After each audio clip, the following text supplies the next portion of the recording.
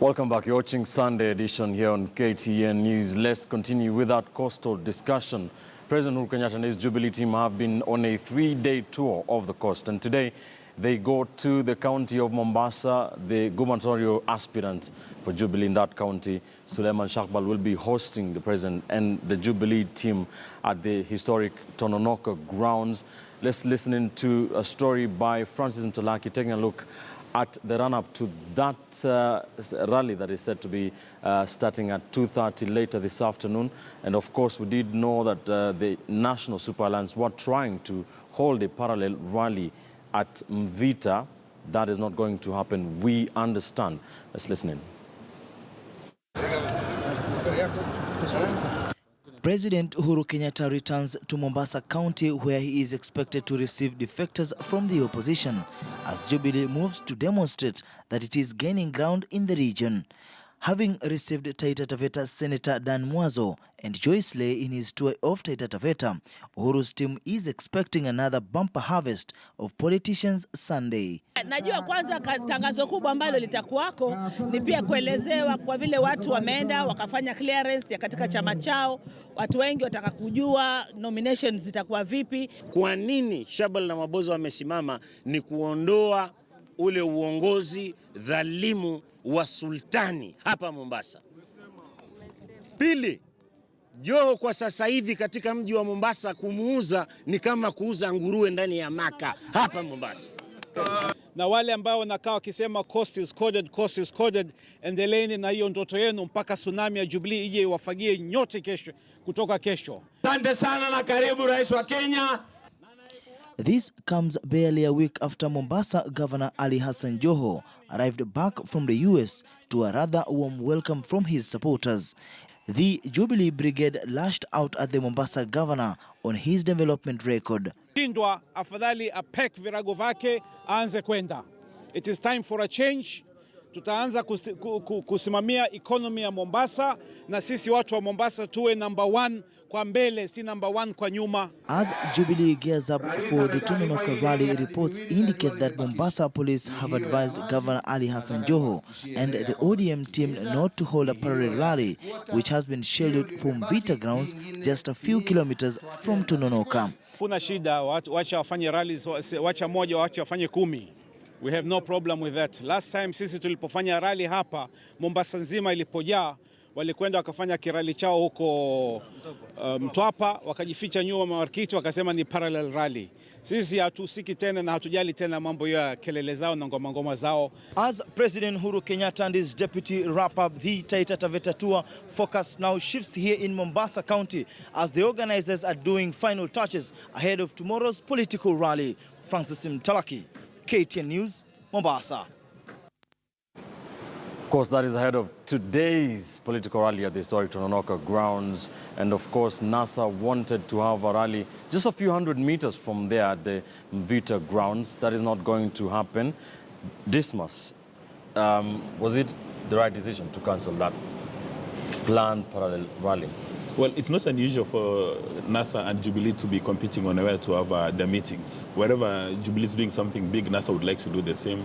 And wherever NASA is doing the same, Jubilee wants to have an equivalent. And I think that's because of news content. They want to be covered live.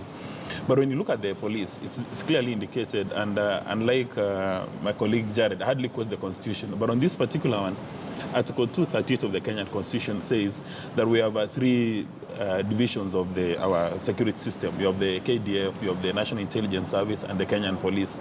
And the Constitution stops those 3 institutions from, number 1, acting in a partisan manner, number 2, promoting a political interest or a particular cause, or number 3, frustrating a political party from exercising their political interest. And maybe we need to go back to Mombasa and establish from the county commanders, are they stopping ODM from doing a rally because it's going to be a security threat, or they're doing it simply because they want to promote the Jubilee agenda? And maybe we can flip the question the other way. Assuming Governor Joe had actually planned to have that meeting and President Kenyatta wanted to do a rally, would the coast security commanders actually tell President Kenyatta, you can't do this rally? So maybe it's important for us to be given the reasoning behind why they've told ODM not to do that. because the security agencies are expected to be free and fair in discharging their mandates, and for the police is just to enforce law and order.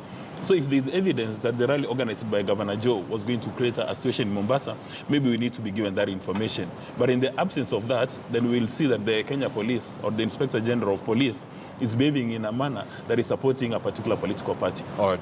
Doctor, what would be the reason?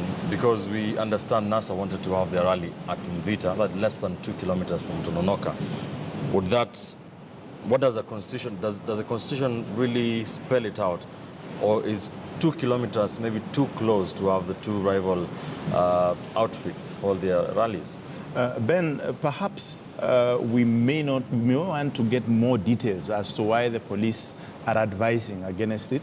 And of course, we still have time. Perhaps that rally will still play out. But in my view, in terms of exercising the rights that all political players have, there is also the limit within which those rights can actually be exercised. And perhaps that is where the police are coming from. But listening to the Jubilee candidate there aspirant there, Shabal, is indicating that they do not have any problem. So in my view, it would have been proper for NASA perhaps to wait and listen in to what Jubilee is going to deliberate today and how it is going to play out, and then now organize their own rally. You've seen the way NASA has gone to Eldoret and went to Meru, and now the Deputy President went back to Meru. So I don't think there will be any hash or need for organizing a parallel rally. It is not strategic enough for NASA at this particular point. But because they have that right and freedom, perhaps what the police should be doing is to provide that security, unless they are convinced beyond reasonable doubt that there will be national security concerns or the security of the people attending. And so to secure to create that secure environment for both players, they may be halting on one of the parties. All right. Prof? When one looks at the political situation vis-a-vis the competition for votes, it's quite clear that as of now, the support is 50-50. So any means that the incumbent can use, will employ to give him an edge, will be utilized. So from my reading of it's 50-50 in Mombasa. I mean, nationally, in Mombasa, Mombasa is thought to be a NASA zone. The government is struggling to make significant inroads. Whether in fact they succeed, time will tell. But what I was referring to here is that the Jubilee is likely to be employing, if you look very carefully, Jubilee does not remove any approach from the table when it comes to political machinations. Everything is on the table. So one cannot rule out the possibility of what I call the Marwa effect.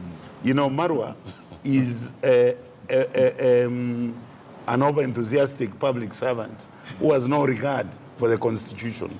So I can actually personally think that what happened, in my view, for NASA, strategically, it was not likely to have particular value to have this meeting while these guys were proceeding. Although one would say you would draw away people from the ongoing meeting, but in the long run, it would not have given them the exposure and the mileage they would want. Secondly, if they were holding a meeting and it generated into open conflict, then the government will take it that NASA incited these people to violence, even if it was not caused by NASA. So at the bottom of all this, there are three things that I want to summarize. One, I agree with the Dr. here that strategically it was not likely to add any particular value to hold that meeting alongside the Jubilee meeting. All right. Two, from a Jubilee perspective, they have directors of operation everywhere, in the administration, in the security, in access to information. They have control of everything. So what machinations took place underneath in the dark of night, we are not likely to know until later on. Finally, there is a very critical observation.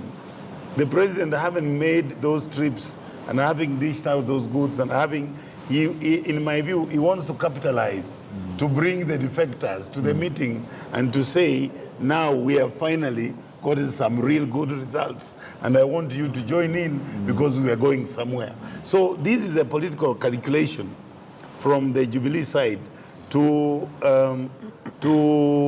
consolidate their gains. All right. Jared, do you think Jubilee have been unfair to you? I think I know the answer to that. What do you think? There's a real security concern about the proximity of two venues. Firstly, Ben, what we have seen happening in Mombasa in the name of altercation or clash is not unique to Kenya's political scene. Last year, in June to be precise, there was a Jubilee's self-proclaimed bishop who claimed she had secured Uhuru Park when we were meant to have our rally there. Of course, it called for the intervention of a court of law to put that in order. You had what happened in Mlango Kubwa a while back when we were meant to have a rally there, and Jubilee also said, you know, they had secured the same venue and were meant to have it there. So because of public pressure, they had to shift to somewhere else and leave CORD/NASA to carry out with that activity. But let us look at the law. What does the law say? If you look at Article 19, Sub-Article 3, Section C, it puts it very clear that people have fundamental rights regardless of where they are, under Bill of Rights espoused in Chapter 4 of the Constitution.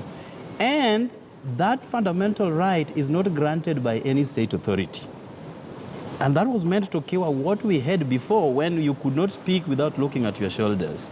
Then you come to Article 33, 36, and 37, which says you have a right to express yourself, to assembly, without necessarily having to be controlled.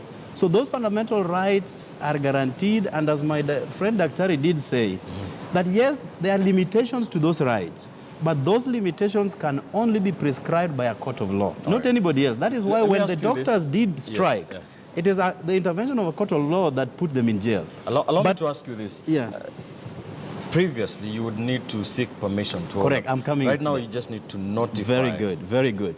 If you read the Public Order Act, Sections 2 and Section 5, it makes it very clear that the powers of securing a venue was removed from the police and given to the city county. That is why when an event has to occur at Uhuru Park, you notify, you write a letter to the county government, but again, you just notify the police to bring its security. That is what is in law. So, and I want to believe that Joho was kind enough to give Uhuru Kenyatta the latitude to use Tononoka grounds. And if his office is mandated to give people the opportunity to use those public amenities, and here is a police officer coming to say that you cannot use it. The work of the police is not to give people an opportunity to assemble. Their work stops at provision of security. What they ought to have said and provide evidence is that there were going to be security threats. And that evidence must be cogent, must be credible, must not be able to be easily disputed. But here they are just because they fear that NASA Rally may have more numerical strength in terms of attendance than what they have in Tononoka. Now they have stopped, NASA from conducting its rally. All right. So I think they have gone against the Constitution, they have gone against the law, and they have been defeated to provide reasons as to why they are stopping NASA from carrying out that rally. Are there grounds for cancelling a notification according to the guidelines in the Constitution? There is none. There is none. As I said, Public Order Act only gives the county government powers to do so. When the county government has already secured a site for a particular function, then they have the powers to cancel if somebody else is interested. So it is about whoever comes first. All right. So the police can, but only if they provide credible evidence that it I mean, it borders on security threat. All right. And all this is in terms of, you want to add something? Yes, so I want to make a point, Yes. and I want to take a divergent view. If I was Governor Joe in Mombasa today, I would ensure that I've got a big political rally, because you cannot underestimate what President Kenyatta is going to do. He's got a very powerful message, and he wants to erode his political power in Mombasa. And I could easily bet my head that Honorable Lay and the people defected yesterday are going to be paraded, because President Kenyatta and Jubilee must now do a lot of propaganda on the bandwagon effect that everybody in the coastal region is coming to Jubilee. And if you're a politician like Governor Joe and you know that the president is on your case, you must also organize your own rally, even if it's only for nuisance value, so that when the president leaves Mombasa and he goes back to the city, there are two levels of communication or conversations. That there was an ODM rally and there was a Jubilee rally. So the competition is who had more numbers, who had more optics. And given who Governor Joe is likely to create a lot of drama and a lot of emotional communication. And unfortunately, that's what Kenyans love listening. Because if you look at the two political rallies today, what President Kenyatta is going to hold and what Governor Joe was supposed to hold, if you're looking for any message talking about Wanjiku's interest or kitchen table economics, Jared and company never ever discuss these issues. Instead, what they they engage in a lot of drama and emotion, and at the end of the day, they leave us with empty tummies. Of course, again, we must not forget the fact that there is active mobilization. So maybe there are a few people go home with an allowance. But I think Governor Joe should have been given the opportunity to do his rally. It's very disappointing that the Mombasa police is actually admitting they cannot offer security and order for two rallies. And because the president is there, the symbol of national unity, head of state, it should be easy for them to get policemen from other counties to come and ensure that everybody is given the opportunity to have their rally. Prof. One of the aspects that is important from a political perspective is the fact that the cancellation of this other rally, all right, helps to perpetuate the perception that there is oppression, that we are being oppressed so that we can be exploited. In other words, you are giving our oppressors an opportunity to pass their message, and you are suppressing our rights to expression in an open meeting. All right. Now, in the Mombasa case, this particular action is likely to have some positive and fairly negative impacts, because Joe can now say the whole state machinery is trying to compel us to continue supporting them to exploit us. All right. Now, that sells very well, particularly among the people on the street. Right. I want us to talk about the value of holding parallel rallies, but let's talk to Mike calling us from Mombasa at the coast. Mike, good morning. Good morning, Ben. How are you? Fine, thank you. What do you think about this whole debate about the parallel rallies that was set to happen today? What's the feel in Mombasa? Right, thank you so much. First of all, I would like to extend my regards to the panelists out there. Right. And first of all, let me just go very quickly about the parallel rallies in Mombasa. Just like one of the panelists out there, Professor Tumbo, if I'm not mistaken, has has really canvassed that issue very well, and that is the truth, that's the feeling of the people, that they know that they understand that they've been denied the opportunity to listen to their leader that they elected, because state machinery is being used to suppress them, that kind of stuff. But then, I want to talk about very quickly about the voting the cost. One thing that I like to say, I'll put it as a disclaimer, is that contrary to the opinion polls, contrary to the narrative and perspective that has been put out there in the media, it's like the ground is shifting. But I want to guarantee you that this August election, Jubilee will perform worse than they did in 2013. And I'll give you the reasons. The way they look at the coastal issues, people in the coast don't look at the issues the way that Jubilee does them, It's like when you look at title deeds, for instance, when you look at the TJRC report, the resources devolution, which is a key factor here in the coast, according to them, they believe these are people who are opposed to the Constitution and therefore do not believe in devolution at all. And that's the point number one. All right. And after the court pronouncement about the title deeds, a whole lot of them, even the illiterate, they'll say that they're not so sure if this document is real. Actually, they are very, very nervous about it. And another thing is that the leaders, like let's say, talk about Lay or Mazo, I can guarantee you these are people who had lost a long time ago and are very sure that they went home. So like one of the panelists out there put it, is that they're trying probably to hope that some miracle happens and probably Jubilee makes it back to power, and then probably they can have. But the truth is that they know for sure. And I mean, they are done deals, and what they had actually in the 2013, let's say the numbers that they have been able to marshal were actually as a result of the ODM or say the opposition support out here. All right. So the fact is that I can guarantee you. So what you're saying, what you're saying is, for the last 4 years or so, President Uhuru Kenyatta and Jubilee have been trying to make inroads, trying to give goodies, trying to, dishing out or giving out title deeds. You're saying all this has been has borne no fruit, that cost is still... I can say, I authoritatively say so, right. Absolutely. I've told you how, the coastal community look at these issues differently. They look at the Constitution, they look at devolution, they look at TTRC report, they look at the Ndumo report, they have all this in mind. And another thing, let me just bring you back to Malindi. You can see they had a whole lot, they had probably over a month of campaigning, a lot of goodies, and at the end of the day, the people voted the other way. I'm reminding you that the people that you're seeing, like Shabal, like Mozo, and all the deputy governor of the Joho, all these people are political rejects. And I can confirm to you that none of these individuals will hold an elective post through an election, probably a nomination or something like that, but through an election negative. I can promise you that.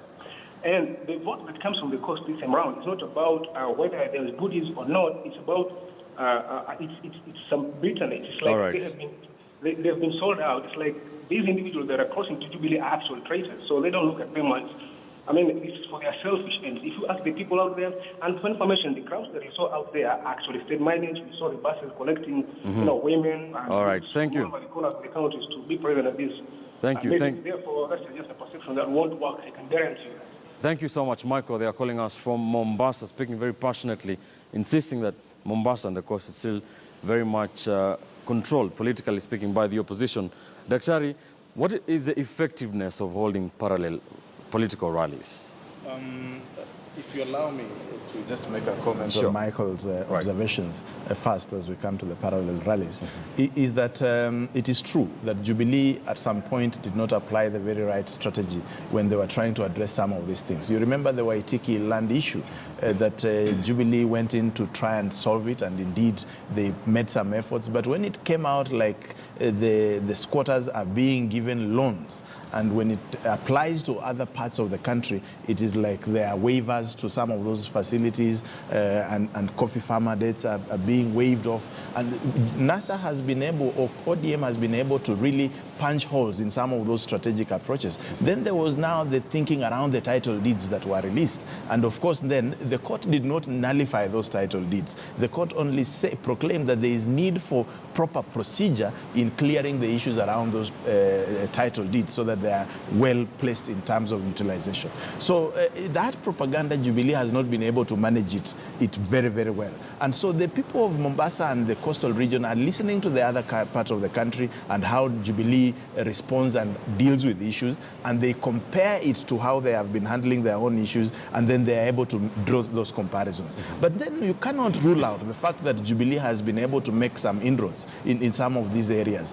You cannot assume that even if somebody is moving out, like Hazel Katana, the deputy governor, has moved out, is not moving out with 1,000 or 2,000 supporters or thereabout. So the movement may not be that massive, but you can be sure that there will be some sort of change from what was there originally. Now, coming back to your question on the rallying of the two political rallies at the same time, I think, in my view, that it is important for parties to be careful in the manner in which they are going to go about it. And it's not the beginning or the end. You're going to see the same manifest in Nairobi, you're going to see the same manifest in Nakuru and some of these battleground areas. And it is not the right thing to do that. There is need for some sort of discipline in how the rallies are booked and how the rallies are organized, and so much so that it does not become a platform for suppressing one or the other. Because what you are likely going to see in Nairobi is somebody booking all the venues at the same time and assuming assuming that they are going to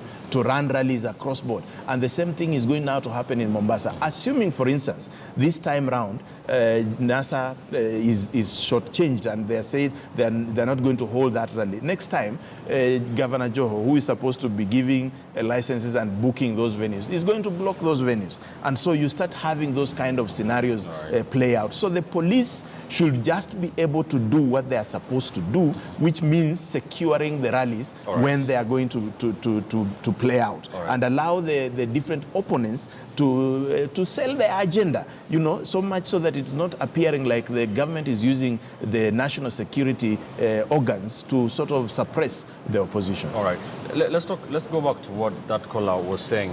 This must not come to you, Prof. and Jared. The issues that people at the coast think are their issues. Why hasn't Jubilee been able to make, or do you agree with what Michael said, first of all? Yes, I do.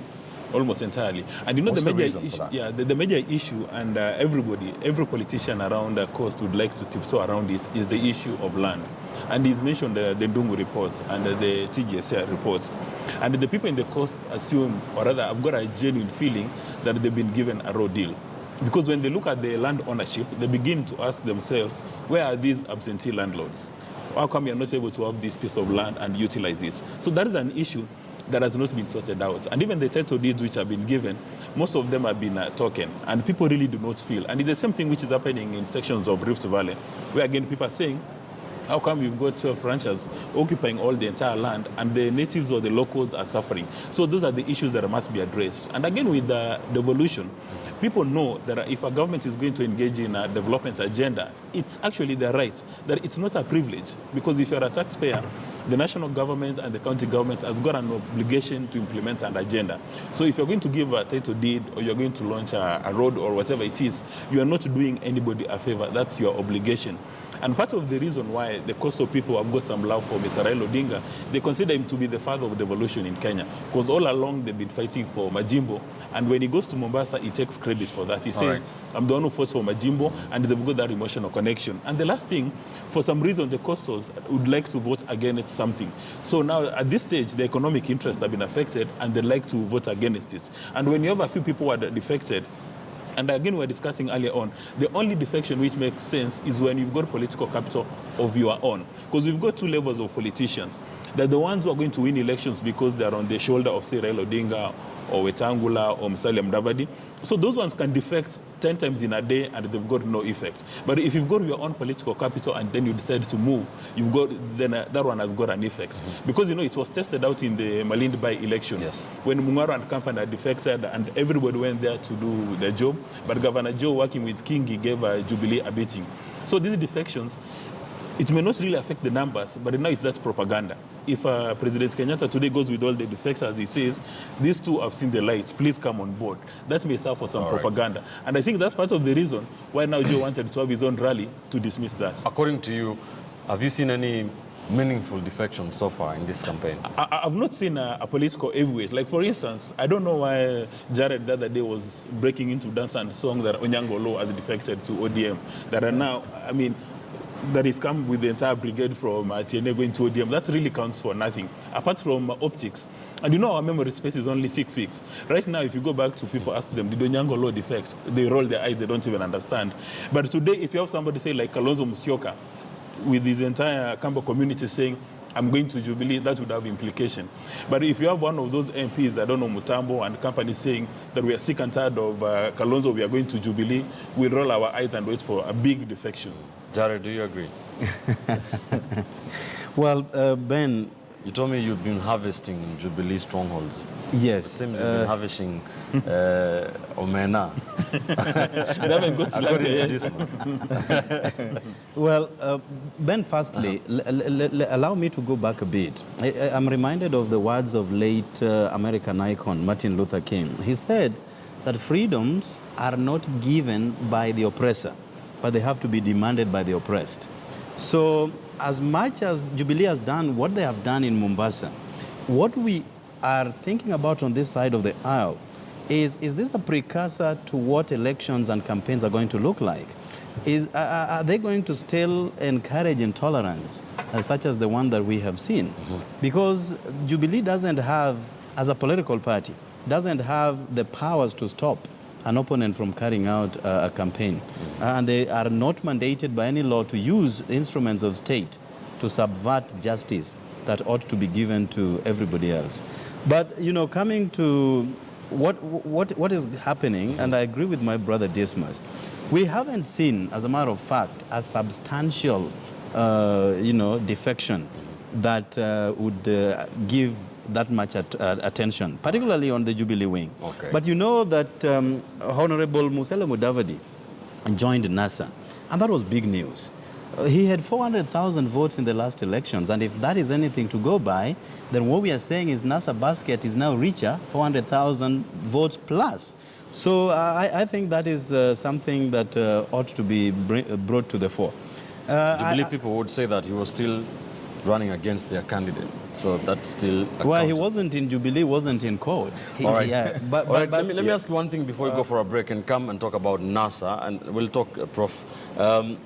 We talk about oppressed and oppressors, talking about cost politics, and so much has been said about or against Jubilee, even by our caller Michael. But does NASA have the solutions for the cost of people, or is it just about bashing the government? Well, the caller made very, very important notes, one of which is that the government has deliberately refused to release TJRC report and the Ndungu land report.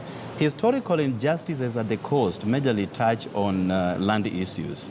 As one of my panelists did say, there are several vast of land at the coast lying fallow, and they are not owned by the natives. People running all the way from Nairobi claim their ownership to the disadvantage of the coastals. Now, the title deeds that were issued by the president and his cabinet secretary, actually a court of law declared them illegal. But alive to the fact that these are documents that are now owned by people, and people now know that these are part of what show that they own assets, the court gave the government more time to put all the procedures that were illegal in line with the law. All right. So that is actually what was done. All right. But you ask me about NASA's potentiality to address those issues. It is not the work of the opposition to tell the government how to run their own government. In fact, when they fail, we enjoy. Because then we well, this is me asking. Yeah, we wouldn't have a solution. We wouldn't be a better alternative to Jubilee administration. But we have what it takes. Just wait until we launch our manifesto. It will be definitely in line with the aspirations and wishes of the Kenyan populace. So right now? Just wait. All right. All right. I want us to take a quick commercial break here on Sunday edition. You're watching Sunday edition here on KTN News. When we return, we talk about the National Super Alliance. We talked about a lot about Jubilee. We're talking about the National Super Alliance and what they are up to. Opinion polls, the latest one, showing that the ODM leader Raila Odinga is still the most popular of the 4 presidential aspirants. Just what gives? Don't go too far.